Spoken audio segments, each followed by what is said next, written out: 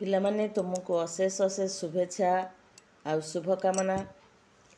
ଆଜିର ଏହି କାହାଣୀକୁ ତୁମମାନଙ୍କୁ ସ୍ୱାଗତ ଜଣାଉଛି।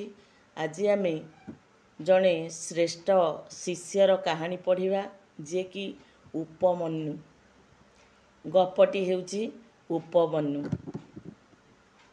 ଆଉ ଏବେକା ପରି ଆଗକାଳରେ ପାଠପଢ଼ାର ଏମିତି ସୁବିଧା ନଥିଲା। ଛାତ୍ରମାନେ ଋଷି ଆଶ୍ରମରେ ରହି ପଢ଼ୁଥିଲେ। ପାଠପଢ଼ା ବ୍ୟତୀତ ଆଶ୍ରମର ଅନ୍ୟ ସବୁ କାମ ମଧ୍ୟ ଛାତ୍ରମାନଙ୍କୁ କରିବାକୁ ପଡ଼ୁଥିଲା। ଗୁରୁଙ୍କୁ ସେବା କରନ୍ତି, ହୋମ ପାଇଁ କାଠ ଓ ଫୁଲ ଫଳ ଆଣନ୍ତି, ପାଖ ଗାଁମାନଙ୍କରୁ ଭିକ୍ଷା ମଧ୍ୟ ସଂଗ୍ରହ କରନ୍ତି। କେଉଁ କାମ କିଏ କରିବ ତାହା ଛାତ୍ରମାନଙ୍କ ମଧ୍ୟରେ ବଣ୍ଟା ଯାଇଥାଏ। ଶିଷ୍ୟମାନେ ଗୁରୁଙ୍କ କଥା ମାନି ଚଳନ୍ତି। ଯେତେବେଳେ ଯାହାକୁ ଯାହା କୁହାଯାଏ ତାହା ସେ ଆନନ୍ଦ ମନରେ କରନ୍ତି। ବେଳେବେଳେ ଗୁରୁ ଶିଷ୍ୟମାନେ ପରୀକ୍ଷା କରନ୍ତି। ଶିଷ୍ୟମାନଙ୍କର ସତ୍ୟ, ନିଷ୍ଠା, ଭକ୍ତି ଓ ମନୋବଳ ବିଷୟରେ ପରୀକ୍ଷା କରାଯାଏ। ପରୀକ୍ଷାରେ ପାସ୍ କରିବା ଶିଷ୍ୟମାନଙ୍କୁ ଗୁରୁ କଠିନ ବିଦ୍ୟା ଶିକ୍ଷା ଦିଅନ୍ତି। ଏହିପରି ଆୟୋଧମ୍ୟ ନାମକ ଜଣେ ଋଷି ଥିଲେ। ବଣରେ ତାଙ୍କର ଆଶ୍ରମ ଥିଲା। ପାଠ ପଢ଼ାଇବାରେ ସେ ଅଧିକ ପାରଙ୍ଗମ ଥିଲେ। ଏଣୁ ବହୁତ ଶିଷ୍ୟ ତାଙ୍କ ଆଶ୍ରମରେ ରହି ପାଠ ପଢ଼ୁଥିଲେ। ସେମାନଙ୍କ ଭିତରେ ଉପମନ୍ୟୁ ନାମକ ଜଣେ ଶିଷ୍ୟ ଥିଲେ। ଧୌମ୍ୟ ଆଶ୍ରମର ସବୁ କାମ ଶିଷ୍ୟମାନଙ୍କ ମଧ୍ୟରେ ବାଣ୍ଟି ଦେଇଥାନ୍ତି। ଉପମନ୍ୟୁଙ୍କ ଉପରେ ଗାଈ ଚରାଇବା ଭାର ଦିଆଯାଇଥାଏ। ସୂର୍ଯ୍ୟ ଉଇଁବା ଆଗରୁ ଉପମନ୍ୟୁ ଶେଯରୁ ଉଠନ୍ତି। ନିଜର ନିତ୍ୟକର୍ମ ସାରି ଗାଈଙ୍କୁ ଧରି ଜଙ୍ଗଲକୁ ଯାଆନ୍ତି। ଗାଈମାନଙ୍କୁ ଚରାଇ ସଞ୍ଜକୁ ଗୋଠ ଧରି ଆଶ୍ରମକୁ ଫେରନ୍ତି। ସନ୍ଧ୍ୟା ବନ୍ଦନା କାର୍ଯ୍ୟରେ ଯୋଗ ଦିଅନ୍ତି। ଉପମନ୍ୟୁ କେତେବେଳେ କ'ଣ ଖାଆନ୍ତି ସେ କଥା କେହି ଦେଖନ୍ତି ନାହିଁ କି ପଚାରନ୍ତି ବି ନାହିଁ। ଦିନେ ଗୁରୁ ଉପମନ୍ୟୁଙ୍କୁ ପରୀକ୍ଷା କଲେ। ପଚାରିଲେ, ବତ୍ସ, ତୁମେ ତ ସବୁଦିନ ସକାଳୁ ଗାଈମାନଙ୍କୁ ଚରାଇବାକୁ ନେଉଛ, ଦିନଯାକ ବଣରେ ବୁଲି ବୁଲି ସଞ୍ଜକୁ ଆଶ୍ରମକୁ ଫେରୁଛ। ସେଥିପାଇଁ ତୁମକୁ ଅଧିକ ପରିଶ୍ରମ ପଡ଼ୁଛି। କିନ୍ତୁ ଅନ୍ୟ ଶିଷ୍ୟମାନଙ୍କ ଅପେକ୍ଷା ତୁମେ ବେଶ ସୁସ୍ଥ ସବଳ ଦେଖାଯାଉଛ କିପରି? କ'ଣ ଖାଇ ତୁମେ ଏହିପରି ସବଳ ଦେଖାଯାଉଛ? ଉପମନ୍ୟୁ କହିଲେ, ଗୁରୁଦେବ, ଗାଈମାନେ ପଡ଼ିଆରେ ଚରୁଥିବା ବେଳେ ମୁଁ ପାଖ ଗାଁମାନଙ୍କୁ ଯାଇ ଭିକ୍ଷା ସଂଗ୍ରହ କରେ। ସେଥିରେ ଯାହା ମିଳେ ତାକୁ ଖାଇ ଭୋକ ମୋର ନିବାରଣ କରେ। ଏଇ କଥା ଶୁଣି ଗୁରୁ କହିଲେ, ଉପମନ୍ୟୁ, ତୁମେ ଯାହା କରୁଛ ତାହା ଠିକ୍ କରୁନାହଁ। ଜାଣ, ତୁମେ ଆଶ୍ରମର ଜଣେ ଛାତ୍ର, ବ୍ରହ୍ମଚାରୀ ଜୀବନଯାପନ କରୁଛ। ଭିକ୍ଷା ଆଣି ତୁମେ ପ୍ରଥମେ ଗୁରୁଙ୍କୁ ଦେବା ଉଚିତ। କିନ୍ତୁ ତୁମେ ମୋ ଅଜାଣତରେ ଭିକ୍ଷା କରୁଛ ଏବଂ ନିଜେ ଖାଉଛ। ତାହା ଗୁରୁଙ୍କୁ ନ ଦେଇ ନିଜେ ଖାଇ ପକାଉଛ କାହିଁ? ଏହା ତୁମର ଉଚିତ କାମ ନୁହେଁ। ଏଣିକି ତୁମେ ଆଉ ଏଭଳି ଭୁଲ କାମ କରିବ ନାହିଁ। ପରଦିନଠାରୁ ଉପମନ୍ୟୁ ଯାହା ଭିକ୍ଷା ସଂଗ୍ରହ କରନ୍ତି ତାହା ସବୁ ଗୁରୁଙ୍କୁ ଦିଅନ୍ତି। ନିଜେ କିଛି ହେଲେ ଭିକ୍ଷା ଜିନିଷ ଖାଆନ୍ତି ନାହିଁ। କେତେ ଦିନ ଗଲା। ଧୌମ୍ୟ ଦେଖିଲେ ଉପମନ୍ୟୁ ଆଗ ପରି ସବଳ ଦେଖାଯାଉଛନ୍ତି। ଆଉ ଦିନେ ଉପମନ୍ୟୁ ପାଖକୁ ଡାକି ଗୁରୁ ପଚାରିଲେ, ବତ୍ସ, ଭିକ୍ଷାଦ୍ରବ୍ୟ ତ ମୋତେ ଦେଇଦେଉଛ, ତେବେ କ'ଣ ଖାଇ ତୁମେ ଆଗ ଭଳି ଏମିତି ସୁସ୍ଥ ସବଳ ରହିଛ? ଉପମନ୍ୟୁ କହିଲେ, ଗୁରୁଦେବ, ସକାଳ ଓଳା ଯାହା ଭିକ୍ଷା ପାଏ ତାହା ଆପଣଙ୍କୁ ଦିଏ। ଉପରଓଳି ଭିକ୍ଷାରୁ ଯାହା ମିଳେ ସେଥିରେ ମୋର ଖାଇବା ଚଳିଯାଏ। ଏହା ଶୁଣି ଗୁରୁ କହିଲେ, ଉପରଓଳା ଭିକ୍ଷା କରିବା ଅନୁଚିତ। ଦୁଇ ଓଳା ଭିକ୍ଷା କରିବା ଦ୍ୱାରା ତୁମେ ଗୃହସ୍ଥମାନଙ୍କ ମନରେ ଦୁଃଖ ଦେଉଛ। ଆଉ ଏପରି ଭୁଲ କାମ କରିବ ନାହିଁ। ଗୁରୁଙ୍କ ଆଦେଶ ମାନି ଉପମନ୍ୟୁ ତାହା ହିଁ କଲା। ଆଉ ଉପରଓଳି ଭିକ ମାଗିଲା ନାହିଁ। ଆଉ କେତେଦିନ ଏଇଭଳି ଗଲା। ଉପମନ୍ୟୁ ପୂର୍ବ ପରି ସତେଜ ଥାନ୍ତି। ଧୌମ୍ୟ ପୁଣି ଉପମନ୍ୟୁଙ୍କୁ ପଚାରିଲେ, ଏଥର ତୁମେ କ'ଣ ଖାଉଛ? ଉପମନ୍ୟୁ କହିଲେ, ଗୁରୁଦେବ, ବାଛୁରୀମାନେ ତାଙ୍କ ମାଆମାନଙ୍କଠାରୁ ପେଟ ପୂରା ଦୁଧ ଖାଆନ୍ତି। ସେମାନେ ଖାଇସାରିବା ପରେ ଗାଈଙ୍କ ଚିରରେ ଯେଉଁ ବଳକା କ୍ଷୀର ଥାଏ ମୁଁ ତାକୁ ଖାଇ ମୋର ଭୋକ ମେଣ୍ଟାଏ। ଏହା ଶୁଣି ଧୌମ୍ୟ କହିଲେ, ଗାଈଙ୍କ ପହ୍ନାରେ ଲାଗିଥିବା ଦୁଧ ତାଙ୍କ ପିଲାମାନଙ୍କର, ପୁଣି ଗାଈଗୁଡ଼ିକ ମୋର। ମୁଁ ନ ଜାଣି ତୁମେ ଗାଈଠାରୁ କ୍ଷୀର ଖାଇଦେଉଛ। ବାଛୁରୀଗୁଡ଼ିକ ହାଲିଆ ଦେଖାଯାଉଛନ୍ତି। ମନେ ରଖ, ଏଣିକି ତୁମେ ଆଉ ଏପରି ଭୁଲ କାମ କରିବ ନାହିଁ।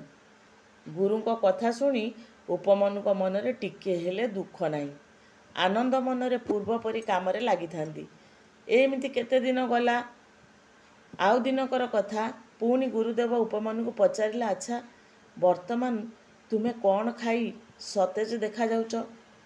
ଉପମନ୍ୟୁ ଧୀର ଗଳାରେ କହିଲେ, ପ୍ରଭୁ, ବାଛୁରୀମାନେ ମାଆମାନଙ୍କ ଠାରୁ କ୍ଷୀର ଖାଇବା ବେଳେ ସେମାନଙ୍କ ମୁହଁରେ ଫେଣ ଲାଗିଥାଏ।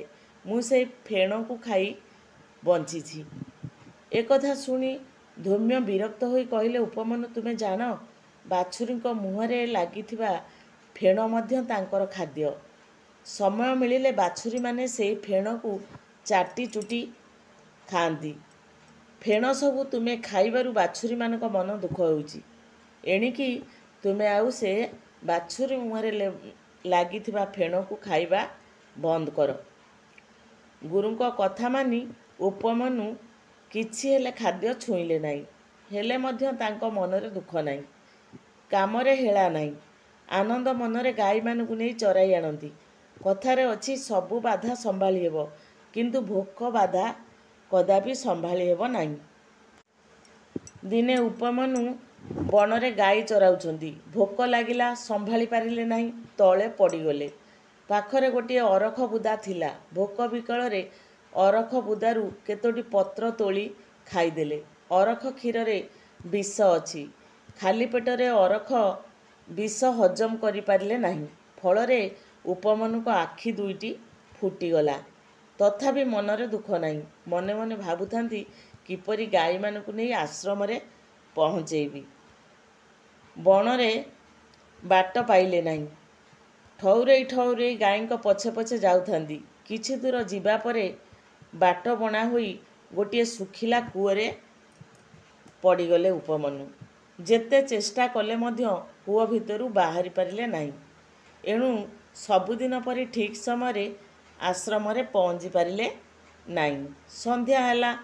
ପ୍ରାର୍ଥନା ପାଇଁ ଆଶ୍ରମର ସବୁ ଶିଷ୍ୟ ଏକତ୍ରିତ ହେଲେ, କିନ୍ତୁ ଉପମନ୍ୟୁ ନାହାନ୍ତି। ଗୁରୁ ପଚାରି ବୁଝିଲେ ଯେ ଉପମନ୍ୟୁ ଜଙ୍ଗଲରୁ ଏପର୍ଯ୍ୟନ୍ତ ଫେରି ନାହିଁ। ଏଣୁ ତାଙ୍କ ମନରେ କେତେ କ'ଣ ଆଶଙ୍କା ହେଲା। ସେହି ରାତିରେ ଉପମନ୍ୟୁକୁ ଖୋଜିବା ପାଇଁ ଗୁରୁ ଜଙ୍ଗଲକୁ ବାହାରିଲେ। ସାଙ୍ଗରେ କେତେଜଣ ଶିଷ୍ୟ ମଧ୍ୟ ଥାଆନ୍ତି। ଅନ୍ଧାର ରାତି, ବଣ ବାଟ, ମୁହଁକୁ ମୁହଁ ଦିଶୁନାହିଁ। ଉପମନ୍ୟୁ ଉପମନ୍ୟୁ ଡାକି ଡାକି ଧୌମ୍ୟ ଯାଉଥାନ୍ତି। କିଛି ହେଲେ ଉତ୍ତର ନାହିଁ। ନିକାଞ୍ଚନ ବଣରେ କେବଳ ନିଜ ଡାକର ପ୍ରତିଧ୍ୱନି ହିଁ ଶୁଣାଯାଉଥାଏ। ଡାକି ଡାକି କେତେ ବାଟ ଗଲେ। ହଠାତ୍ ଉତ୍ତର ମିଳିଲା, ଗୁରୁଦେବ, ମୁଁ ଉପମନ୍ୟୁ କହୁଛି। ଅନ୍ଧ ହୋଇ ମୁଁ ଏଇ କୂଅ ଭିତରେ ପଡ଼ିଛି। ମୋତେ ଏଥିରୁ ଉଦ୍ଧାର କରନ୍ତୁ। ମୁଁ କୂଅ ଭିତରୁ ବାହାରି ପାରୁନାହିଁ, ଯେତେ ଚେଷ୍ଟା କରି ମଧ୍ୟ। ଗୁରୁ ଉପମନ୍ୟୁଙ୍କ ପାଖରେ ପହଞ୍ଚିଲେ। ପଚାରିଲେ, ତୁମେ କିପରି ଅନ୍ଧ ହେଲ? ଉପମନ୍ୟୁ କିଛି ନ ଲୁଚାଇ ସବୁ ସତ କଥା କହିଗଲେ। ସବୁ କଥା ଶୁଣି ଧୌମ୍ୟ କହିଲେ, ବତ୍ସ, ତୁମର ଗୁରୁ ଭକ୍ତି ଦେଖି ମୁଁ ସନ୍ତୁଷ୍ଟ ହେଲି। ତୁମେ ଦେବବୈଦ୍ୟ ଅଶ୍ୱିନୀ କୁମାର ଓ ଧନ୍ୱନ୍ତରୀଙ୍କୁ ପ୍ରାର୍ଥନା କର। ତାଙ୍କର ଦୟା ହେଲେ ତୁମର ଆଖି ଫେରି ପାଇବ। ଗୁରୁଙ୍କ ଆଦେଶ ପାଇ ଉପମନ୍ୟୁ ଅଶ୍ୱିନୀ କୁମାର ଏବଂ ଧନ୍ୱନ୍ତରୀ ନାମକ ଦୁଇଜଣ ରାଜବୈଦ୍ୟଙ୍କୁ ସ୍ମରଣ କଲେ।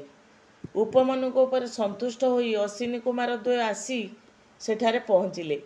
ଉପମନ୍ୟୁକୁ ଦୁଇଟି ପିଠା ଦେଲେ। କହିଲେ, ଏହାକୁ ଖାଇଦିଅ। ଏଇ ପିଠା ଖାଇଲେ ତୁମର ଆଖି ଭଲ ହୋଇଯିବ। ଅଶ୍ୱିନୀ କୁମାର ଦ୍ୱୟ ଦେଇଥିବା ପିଠା ଉପମନ୍ୟୁ ହାତରେ ଧରିଲେ। କହିଲେ, ପ୍ରଭୁ, ଗୁରୁଙ୍କ ଆଦେଶ ନାହିଁ, କିପରି ଏହାକୁ ଖାଇବି?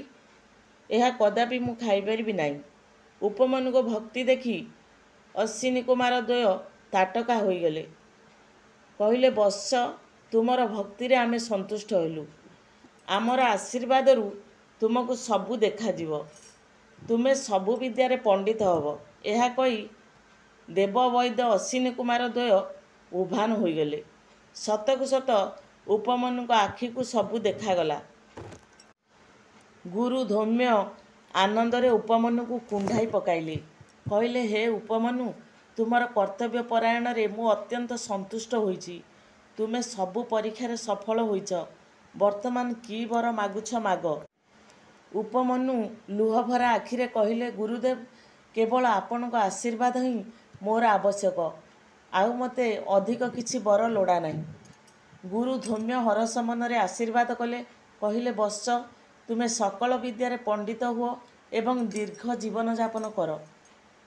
ଉପମନ୍ୟୁଙ୍କ ଜୀବନରେ ତାହା ହିଁ ହେଲା। ଆଦର୍ଶ ଗୁରୁଭକ୍ତି ଯୋଗୁଁ ସେ ଆଜି ଆମର ମରିବି ଅମର ହୋଇ ରହିଛନ୍ତି। ପିଲାମାନେ, କାହାଣୀଟି କିଭଳି ଲାଗିଲା ନିଶ୍ଚିନ୍ତ କମେଣ୍ଟ ମାଧ୍ୟମରେ ଜଣାଇବ।